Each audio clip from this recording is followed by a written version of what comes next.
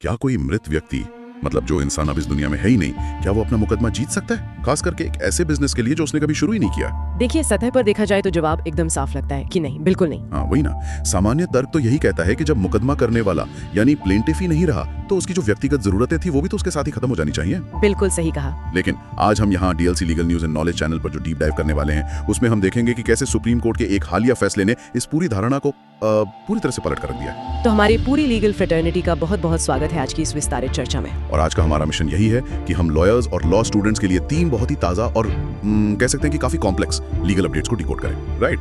तो आज हम पहले उस इविक्शन वाले केस पर बात करेंगे जहां लैंडलॉर्ड की मृत्यु हो जाती है। फिर हम देखेंगे कि एंटिसिपेटरी बेल रिजेक्ट करते वक्त कोर्ट की जुरिस्डिक्शन की क्या लिमिट्स होती हैं। हाँ, वो सरेंडर ऑर्डर वाला मामला। एग्जैक्टली। और आखिर में दिल्ली हाईकोर्ट का एक बड़ा ही ह्यूमन अप्रोच वाला जजमेंट जहां एक अक्यूज्ड को बच्चों के स्कूल एडमिशन के लिए इंटरिम बेल दी गई। अब देखिए, ये तीनों केसेस देखने में बिल्कुल अलग लग सकते हैं, अलग कोर्ट्स, अलग नेचर ऑफ लॉ, लेकिन इन सब के सेंटर में एक ही बड़ा स्ट्रगल चल रहा है। वो कौन सा? लीगल प्रोसेस की जो सख्ती है ना, उसके और प्रैक्टिकल रियलिटी के बीच का बैलेंस। क्योंकि जब हम लॉ पढ़ते हैं किताबों में तो वो बहुत ब्लैक एंड व्हाइट लगता है, लेकिन जब वही लॉ कोर्ट रूम्स में रियल इंसानी जिंदगियों से टकराता है तो उसकी इंटरप्रिटेशन एकदम बदल जाती है। सही बात है, और यही तो एक लॉयर की असली स्किल होती है। ठीक है, आइए इसको थोड़ा विस्तार से समझते हैं और सीधे अपने पहले सब्जेक्ट की तरफ चलते हैं जो सिविल सूट्स में जस्टिस के इवोल्यूशन पर है। इसको ना मैं एक रिले रेस की तरह देखता हूँ। Relay race? वो कैसे? देखिए, मान लीजिए एक रनर ट्रैक पर दौड़ रहा है, रेस के बीच में ही वो अचानक दौड़ने में इनकेपेबल हो जाता है और अपना बैटन अपने अगले रनर को यानी अपने सक्सेसर को दे देता है। हाँ ठीक है। अब नया रनर ट्रैक पर तो आ गया, लेकिन क्या वो रेस का ट्रैक थोड़ा सा बदल सकता है? यानी क्या वो अपनी नई स्टाइल के हिसाब से उन रूल्स में थोड़ा चेंज मांग सकता है? ये एनालॉजी बहुत ही ज्यादा सटीक है इस केस के लिए। हम यहाँ बात कर रहे हैं विनय रघुनाथ देशमुख वर्सेस नटवरलाल श्यामजीगढ़ा केस की। इसके फैक्ट्स काफी सीधे थे। हाँ, एक लैंडलॉर्ड ने टेनेंट के खिलाफ इविक्शन सूट फाइल किया था, है ना? बिल्कुल, और उसका ग्राउंड था बोनाफाइड नीड, यानी लैंडलॉर्ड को अपने और अपने परिवार के इस्तेमाल के लिए उस प्रॉपर्टी की सख्त जरूरत थी। लेकिन ट्रायल कोर्ट में मामला अटक गया। क्यों अटका? क्योंकि कोर्ट ने सूट डिसमिस कर दिया, ये कहते हुए कि लैंडलॉर्ड प्रूव ही नहीं कर पाया कि वो आखिर वहां पर कौन सा बिजनेस शुरू करने वाला था। अच्छा। फिर जब लैंडलॉर्ड ने अपील की तो उस अपील के लंबित रहते ही पेंडेंसी के दौरान ही उस ओरिजिनल लैंडलॉर्ड की डेथ हो गई। ओ, यहाँ से कहानी में ट्विस्ट आता है। डेथ के बाद उसके जो लीगल एयर्स थे यानी उसकी पत्नी और बच्चे, वो केस में पार्टी बन गए। राइट। उन्होंने कोर्ट में एप्लीकेशन डाली कि देखिए, ओरिजिनल लैंडलॉर्ड तो अब रहे नहीं, तो हम इस सूट में अपनी नई बोनाफाइड नीड्स को ऐड करना चाहते हैं। नई नीड्स मतलब? जैसे पत्नी को अपने लिए एक एडवोकेट चेंबर खोलना था और बेटे को अपना मेडिकल क्लिनिक स्टार्ट करना था। अब अगर इसको हम टेनेंट के नजरिए से देखें तो टेनेंट का डिफेंस तो यहाँ बहुत सॉलिड लग रहा है। टेनेंट ने यही आर्ग्यू किया होगा कि जब ओरिजिनल लैंडलॉर्ड ही नहीं रहा तो उसकी वो जो नीड थी वो भी तो उसी के साथ दफन हो गई ना। एग्जैक्टली। टेनेंट का टेक्निकली यही आर्ग्यूमेंट था कि भाई साहब, कॉज ऑफ एक्शन ही खत्म हो गया। कोई लीगल एयर बीच अपील में आकर ओरिजिनल सूट की बुनियाद को ऐसे कैसे बदल सकता है? उनको तो स्क्रैच से नया सूट फाइल करना चाहिए। और बॉम्बे हाई कोर्ट को टेनेंट का ये टेक्निकल पॉइंट काफी भारी लगा, राइट? हाँ, हाईकोर्ट ने उनकी बात मान ली। उनका व्यू था कि अपील स्टेज पर आप ऐसे नए सिरे से नीड्स एस्टैब्लिश नहीं कर सकते। लेकिन जब यही मामला सुप्रीम कोर्ट पहुंचा तो वहां क्या हुआ? वहां जस्टिस JK महेश्वरी और जस्टिस अतुल S चंदूरकर की बेंच ने इस पूरे मामले को देखने का नजरिया ही पलट दिया। सुप्रीम कोर्ट ने यहाँ एक बहुत अहम बात कही। उन्होंने हाई कोर्ट का ऑर्डर रिवर्स करते हुए क्लैरिफाई किया कि जो बोनाफाइड नीड होती है वो किसी वैक्यूम में एग्जिस्ट नहीं करती, वो सिर्फ एक इंडिविजुअल के होने या ना होने तक सीमित नहीं होती। मतलब वो पूरे परिवार से जुड़ी होती है? बिल्कुल। जब कोर्ट नीड को असेस करती है तो वो उस पूरे फैमिली इकोसिस्टम को देखती है, उसके सस्टेनेंस और डेवलपमेंट को। पर एक बात बताइए, क्या ये सिविल प्रोसीजर कोड, मेरा मतलब है CPC के उन रूल्स के खिलाफ नहीं है जो कहते हैं कि सूट उसी कॉज ऑफ एक्शन पर चलना चाहिए जिस पर वो इंस्टीट्यूट हुआ था? यही कॉन्ट्रडिक्शन सॉल्व करने के लिए ना सुप्रीम कोर्ट ने 1975 के एक बहुत ही लैंडमार्क जजमेंट का हवाला दिया, Pasupuleti Venkateswarlu versus the motor and general traders. इस फैसले ने एक बहुत बड़ा प्रिंसिपल एस्टैब्लिश किया था कि सब्सिक्वेंट इवेंट्स को देखा जा सकता है। एग्जैक्टली। प्रिंसिपल ये है कि कोर्ट्स अपनी आंखें बंद करके सिर्फ इंस्टीट्यूशन की डेट वाले फैक्ट्स पर चिपकी नहीं रह सकती। जस्टिस के इंटरेस्ट में कोर्ट्स को उन बाद के घटनाक्रमों का यानी सब्सिक्वेंट इवेंट्स का कॉग्निजेंस लेना ही पड़ता है जिनका केस के फाइनल आउटकम पर डायरेक्ट असर पड़ता हो। तो इसके पीछे की मेन फिलॉसफी यही हुई ना कि देखिए, अगर कोर्ट्स इन सब्सिक्वेंट इवेंट्स को इग्नोर कर देंगी तो लीगल एयर्स को तो हर बार एक नया इविक्शन सूट फाइल करना पड़ेगा। हाँ बिल्कुल। और हमारे देश में एक इविक्शन सूट का फाइनल रिजल्ट आने में तो वैसे ही 10 साल लग जाते हैं। तो अगर लैंडलॉर्ड की डेथ पर सूट हर बार 0 पे रीसेट हो जाए तब तो टेनेंट अनंत काल तक प्रॉपर्टी पर बैठा रहेगा। ये तो एक एंडलेस लूप बन जाएगा। ओके, आपने बिल्कुल सटीक एनालिसिस किया। सुप्रीम कोर्ट का मेन ऑब्जेक्टिव उस मल्टीप्लिसिटी ऑफ प्रोसीडिंग्स को रोकना था। कोर्ट ने माना कि ओरिजिनल सूट क्योंकि फैमिली की नीड पर ही बेस था, तो डेथ के बाद फैमिली की उन बदलती जरूरतों को उसी सूट का एक लॉजिकल एक्सटेंशन माना जाएगा। राइट। वो हवा में से कोई नया रीजन नहीं लाया गया था। पत्नी का चेंबर और बेटे का क्लिनिक उस ओरिजिनल बोनाफाइड नीड का ही नेचुरल एवोल्यूशन था। सही बात है। और लीगल फ्रेटर्निटी और सिविल प्रैक्टिस करने वाले लॉयर्स के लिए ये एक बहुत बड़ा टूल है। हाँ, जब ड्राफ्ट करते हैं तो ये नहीं सोचना चाहिए कि कॉज ऑफ एक्शन पत्थर की लकीर है। सर्कमस्टांसेस बदले हैं तो अमेंडमेंट के थ्रू उन्हें कोर्ट के सामने लाया जा सकता है। ये डिसीजन कोर्ट्स को वो फ्लेक्सिबिलिटी देता है। लेकिन, और ये बहुत बड़ा लेकिन है, ये जो फ्लेक्सिबिलिटी सिविल लॉ की बहुत बड़ी ताकत है ना, जब हम लॉ के दूसरे स्पेक्ट्रम पर जाते हैं तो ये फ्लेक्सिबिलिटी बिल्कुल गायब हो जाती है। वो आप क्रिमिनल लॉ की बात कर रही हैं। बिल्कुल। और ये हमें सीधा हमारे दूसरे टॉपिक की तरफ ले जाता है, क्योंकि जब बात सिविल डिस्प्यूट से निकलकर क्रिमिनल प्रोसीजर और पर्सनल लिबर्टी की आती है तो जस्टिस का स्केल एकदम अलग ढंग से ऑपरेट करता है। एकदम स्ट्रिक्ट रूल्स। हाँ, यहाँ रूल्स की जो लक्ष्मण रेखा है वो बहुत क्लियर होती है। कोर्ट्स अपनी मर्जी से प्रोसीजर को मोड़ नहीं सकती। देखिए, क्रिमिनल जस्टिस सिस्टम में ना ज्यूरिसडिक्शन एक बहुत ही पवित्र शब्द है। कोर्ट सिर्फ वहां तक जा सकती हैं जहां तक लॉ उनको अलाउ करता है। और हमारा जो दूसरा केस है, ओम प्रकाश छावनी का वर्सेस स्टेट ऑफ झारखंड, वो इस ज्यूरिसडिक्शन के ओवररीच का उसके अतिक्रमण का एक बहुत ही क्लियर और शॉकिंग एग्जाम्पल है। ये तो फॉर्जरी और चीटिंग का मामला था ना। हाँ। लेकिन इसकी टेक्निकलिटीज में जाने से पहले मैं इसको एक आम व्यक्ति के नजरिए से रखना चाहता हूँ। मान लीजिए किसी पर कोई सीरियस क्रिमिनल चार्ज है। वो व्यक्ति हाईकोर्ट जाता है और कहता है, देखिए मुझे अरेस्ट का डर है, प्लीज मुझे एंटिसिपेटरी बेल दे दीजिए। राइट। अब हाईकोर्ट फैक्ट्स को देखता है और बेल की एप्लीकेशन रिजेक्ट कर देता है। तो एक आम परसेप्शन यही कहता है कि अगर कोर्ट ने बाहर रहने की इजाजत नहीं दी तो नेक्स्ट लॉजिकल स्टेप तो यही है कि बंदा जेल जाए। लोग यही सोचते हैं। तो अगर हाईकोर्ट उसी ऑर्डर में ये लिख दे कि आपकी बेल रिजेक्ट की जाती है और आप तुरंत जाकर ट्रायल कोर्ट में सरेंडर करें, तो इसमें गलत क्या है? ये तो बेल रिजेक्ट होने का बहुत नेचुरल कॉन्सिक्वेंस लगता है। यही तो कैच है। ये धारणा बहुत कॉमन है, लेकिन लीगली ये पूरी तरह से फ्लॉड है, त्रुटिपूर्ण है। देखिए, किसी को प्रोटेक्शन देने से मना करना और किसी को कस्टडी में लेने का एक्टिव ऑर्डर पास करना, ये दोनों बिल्कुल अलग यूनिवर्सेस हैं। अच्छा। हाँ, एंटिसिपेटरी बेल रिजेक्ट होने का मतलब सिर्फ इतना है कि कोर्ट ने आपके सर से वो एक प्रोटेक्टिव छतरी हटा ली है।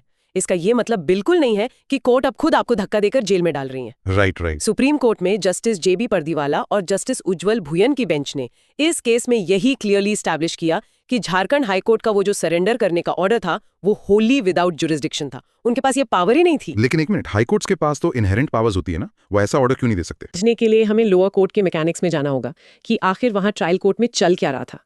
इस केस का जो सबसे बड़ा टेक्निकल पेज था वो ऑफेंस के नेचर में छिपा था। ये कोई नॉर्मल पुलिस वाली एफआईआर नहीं थी। तो क्या था? ये डायरेक्ट मैजिस्ट्रेट के सामने फाइल किया गया एक कंप्लेन केस था। और हम जानते हैं कि कंप्लेन केसेस में सीआरपीसी का पूरा मैकेनिज्म बिल्कुल अलग तरीके से काम करता है। पुलिस अपनी मर्जी से जाकर कंप्लेन केस में अरेस्ट नहीं कर सकती बिना वारंट के। ओह, समझ गया। तो ऐसे सिनेरियोज में मैजिस्ट्रेट की क्या भूमिका होती है? मतलब जब कंप्लेंट का कॉग्निजेंस लिया जाता है तो पहला स्टेप क्या होता है? यहाँ सीआरपीसी का सेक्शन 87 और 204 बहुत रेलेवेंट है। जब मैजिस्ट्रेट कॉग्निजेंस लेता है तो उसकी पहली रिएक्शन ये नहीं होती कि जाओ और अरेस्ट कर लो। नॉर्मल प्रोसीजर में वो अक्यूज्ड को कोर्ट में पेश होने के लिए समन्स इशू करता है। तो इसका मतलब तो सीधा से ये हुआ कि अगर अक्यूज के खिलाफ सिर्फ समन्स ही इशू हुआ है तो उस पर अरेस्ट होने का या जेल जाने का तो कोई इमीडिएट थ्रेट है ही नहीं ना। वो तो चुपचाप कोर्ट जाके समन्स कंप्लाई कर सकता है। एग्जैक्टली। तो फिर नॉन बेलेबल वारंट, जिसे एनबीडब्ल्यू कहते हैं, उसकी नौबत कब आती है? वारंट इशू करने के लिए मैजिस्ट्रेट को पहले कंप्लीटली सेटिस्फाई होना पड़ता है और रिटन में रीजंस रिकॉर्ड करने पड़ते हैं कि अक्यूज्ड या तो अब्सकॉन्ड हो गया है, भाग गया है, या वो जानबूझकर समन्स को डिसओबे कर रहा है। जब तक ये प्रोसेस फॉलो नहीं होता, किसी की पर्सनल लिबर्टी नहीं छीनी जा सकती। वाह, अब पूरी तस्वीर क्लियर हो रही है। तो जब झारखंड हाईकोर्ट ने अपनी तरफ से वो तुरंत सरेंडर करने का ऑर्डर पास कर दिया तो एक तरह से उसने उस लोअर कोर्ट के मैजिस्ट्रेट की पूरी प्रोसेस को बाईपास कर दिया। बिल्कुल। हाईकोर्ट ने इस आदमी को सीधा जेल जाने का फरमान सुना दिया, जिसके खिलाफ शायद मैजिस्ट्रेट ने अभी तक वारंट इशू करने का सोचा भी नहीं था। ये तो प्रोसीजरल ऑटोनॉमी का अपहरण हो गया एक तरह से। सही शब्द इस्तेमाल किया आपने। ये सिर्फ लीगल एरर नहीं था, ये जुडिशियल ओवररीच था। और पता है, ये कोई एक ऐसी आइसोलेटेड गलती नहीं है जो गलती से हो गई हो। सच में? हाँ, सुप्रीम कोर्ट ने इस केस की हियरिंग में बहुत डिटेल और कड़ी टिप्पणी की है। उन्होंने स्पेसिफिकली बिहार और झारखंड के हाईकोर्ट्स का जिक्र करते हुए चिंता जाहिर की कि इन स्टेट्स में ना ऐसे सरेंडर ऑर्डर्स की वजह से अननेसेसरी एंटिसिपेटरी बेल एप्लीकेशंस की एक बाढ़ सी आ गई है। हाँ, मैंने भी पढ़ा था कि सुप्रीम कोर्ट का स्टैंड इस पर इतना स्ट्रिक्ट था कि उन्होंने इस ऑर्डर की कॉपी बिहार और झारखंड के रजिस्ट्रार जनरल्स को भेजने का डायरेक्शन दिया है। बिल्कुल, ये बताता है कि एपेक्स कोर्ट इस ट्रांसग्रेशन को कितनी सीरियसनेस से देख रहा है। क्रिमिनल लॉ प्रैक्टिस करने वाले लॉयर्स के लिए ये एक बहुत बड़ा टेक अवे है। True. जब भी अपने क्लाइंट को बेल रिजेक्शन के बाद एडवाइस करें तो ये क्लियर होना चाहिए कि बेल रिजेक्ट होने का मतलब ऑटोमेटिक अरेस्ट वारंट नहीं है। प्रोसीजर फॉलो करना ही पड़ेगा अथॉरिटीज को। लिबर्टी के मामले में शॉर्टकट्स अलाउड नहीं है। तो सिविल लॉ की फ्लेक्सिबिलिटी हमने देख ली और क्रिमिनल लॉ की ये स्ट्रिक्ट बाउंड्री लाइन भी देख ली। लेकिन यहाँ एक सवाल और उठता है। क्या क्रिमिनल लॉ जो अपने प्रोसीजर्स को लेकर इतना ज्यादा अड़ियल है, वो कभी ह्यूमन ग्राउंड्स के सामने झुक सकता है? क्या कभी लॉ की इन सख्त दीवारों में इंसानियत के लिए थोड़ी सी जगह बन पाती है? ये सवाल सीधा हमारे तीसरे और आखिरी केस की तरफ ले जाता है।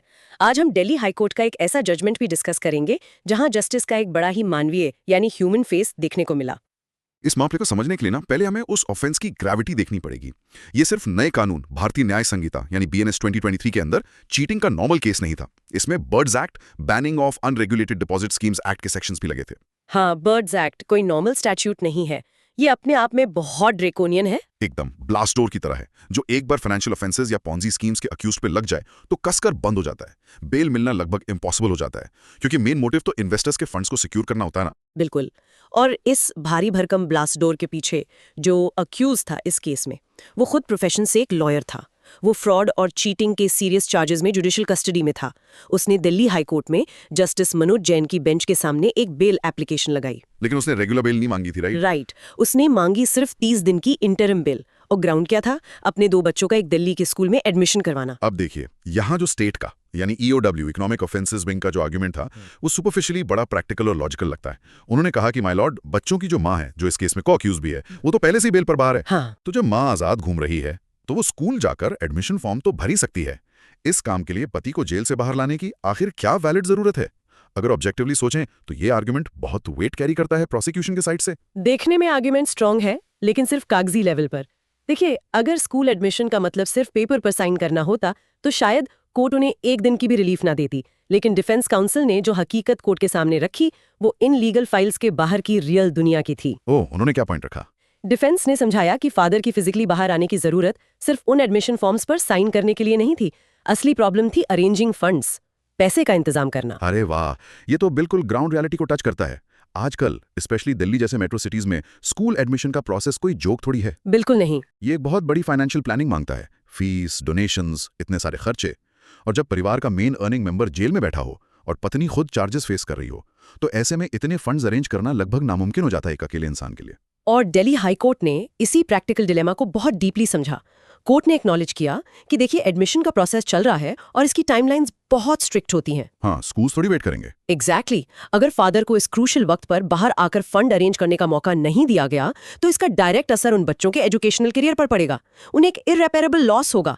और सबसे बड़ी बात, उन मासूम बच्चों का इन क्रिमिनल चार्जेस से दूर दूर तक कोई वास्ता थोड़ी है। तो क्या इस ह्यूमेन अप्रोच के चक्कर में कोर्ट ने उस BOSD एक्ट की सिवियरिटी को कॉम्प्रोमाइज कर दिया? नहीं, यही तो बैलेंसिंग एक्ट था। कोर्ट ने ऑफेंस की ग्रेविटी को बिल्कुल ध्यान में रखा, इसलिए उन्होंने वो 30 दिन की रिलीफ को कट डाउन करके सिर्फ 2 हफ्ते यानी 14 दिन कर दिया। अच्छा, मतलब सिर्फ उतना ही टाइम दिया जितना काम निपटाने के लिए जरूरी था। हाँ, और कंडीशंस भी बहुत स्ट्रिक्ट लगाई। 25,000 रुपए का पर्सनल बॉन्ड और सेम अमाउंट का एक लोकल श्योरिटी देना पड़ा उन्हें, ये इंश्योर करने के लिए कि वो वक्त पर सरेंडर कर देंगे। संजय वर्सेस स्टेट का ये जो ऑर्डर है ना, बेल एप्लीकेशन 1320 ऑफ 2026, ये मेरी नजर में क्रिमिनल प्रैक्टिस करने वालों के लिए एक बहुत बड़ा लेसन है। मैं पूरी तरह से अग्री करती हूँ। देखिए, हम लॉयर्स ना कई बार सिर्फ FIR की टेक्निकल लूपहोल्स में या CRPC के सेक्शंस में इतना उलझ जाते हैं कि भूल जाते हैं कि प्रैक्टिकल और फैमिली ग्राउंड्स जैसे बच्चों की एजुकेशन या कोई सिवियर मेडिकल इमरजेंसी, अगर उनको ईमानदारी और सॉलिड एविडेंस के साथ कोर्ट में रखा जाए तो वो इन सख्त कानूनों के ब्लास्ट डोर्स को भी अनलॉक कर सकते हैं। वही तो, जुडिशरी का सिर्फ एक ही गोल नहीं है कि सजा दो। सोसाइटी के जो वनरेबल सेक्शंस हैं, जैसे बच्चे, उनके फंडामेंटल राइट्स को प्रोटेक्ट करना भी उनकी प्रायोरिटी है। यहाँ कोर्ट ने बच्चों के फ्यूचर को उन अनट्राइड एलिगेशन से ऊपर रखा। वाकई। तो अगर हम आज की इस डीप डाइव को, इस पूरी डिस्कशन को समराइज करें तो हमने जस्टिस के 3 बहुत अलग लेकिन अहम आयाम देखे। पहले केस में सिविल लॉ का वो लचीलापन देखा जहां कानून एक मृत इंसान के बाद भी उसके परिवार की जरूरतों को अपनाता है। बिल्कुल। दूसरे केस में हमने स्ट्रिक्टली देखा कि कोर्ट्स चाहें तो भी बाउंड्रीज क्रॉस करके किसी की लिबर्टी नहीं छीन सकती, बाईपास नहीं कर सकती प्रोसीजर को। Right, jurisdiction is everything. और आखिर में तीसरे मामले में हमने ये पाया कि सबसे हार्श इकोनॉमिक लॉस के प्रेशर में भी कोर्ट्स बच्चों की एजुकेशन और उनके फ्यूचर के लिए एक कंपैशनेट रास्ता निकालने की क्षमता रखती हैं। सच कहूं तो अगर इन तीनों जजमेंट्स को एक साथ रखकर देखें ना, तो हमारी फ्रेटर्निटी के लिए एक बड़ा ही थॉट प्रोवोकिंग सवाल खड़ा होता है। क्या सवाल? सवाल ये है कि क्या कानून की किताबें सिर्फ स्ट्रिक्ट रूल्स का एक डेड कॉम्पिलेशन है, या फिर ये एक ऐसी लिविंग एंटिटी है जो इंसानी फितरत और अनप्रिडिक्टेबिलिटी के हिसाब से खुद को कंटिन्यूअसली अडैप्ट करने का स्ट्रगल कर रही है। हाँ। मेरा मानना है कि जब भी कोई लॉयर अपने चेंबर में ड्राफ्ट कर रहा हो तो उसे सिर्फ सेक्शंस और प्रेसिडेंट्स पर ही डिपेंड नहीं करना चाहिए। उसे उस कागज के पीछे की जो इंसानी कहानी है, जो रियल वर्ल्ड क्राइसिस है, उस पर भी ध्यान देना चाहिए। क्योंकि रूल्स कितने भी सख्त क्यों ना हो, एंड में उन्हें इंसानियत की कसौटी पर ही तोला जाता है। क्या बात कही आपने। ड्राफ्टिंग आखिर सिर्फ कागज पर लीगल जार्गन लिखना नहीं है, वो कोर्ट के सामने एक इंसानी कहानी को जिंदा करने की कला है, और यही वो थॉट है जो हर लीगल प्रोफेशनल को अपनी प्रैक्टिस में सेंटर पे रखना चाहिए। तो हमारी इस बेहतरीन चर्चा में जुड़ने के लिए और इन कॉम्प्लेक्सिटीज को समझने में हमारी मदद करने के लिए आप सभी का शुक्रिया। शुक्रिया। हमेशा नया सीखते रहिए, लॉ की इन परतों को एक्सप्लोर करते रहिए, और हाँ, उन स्ट्रिक्ट रूल्स के पीछे के ह्यूमन एलिमेंट को कभी मत भूलिएगा। आपसे जल्दी ही मिलेंगे एक नए और रोचक लीगल डीप डाइव्स के साथ।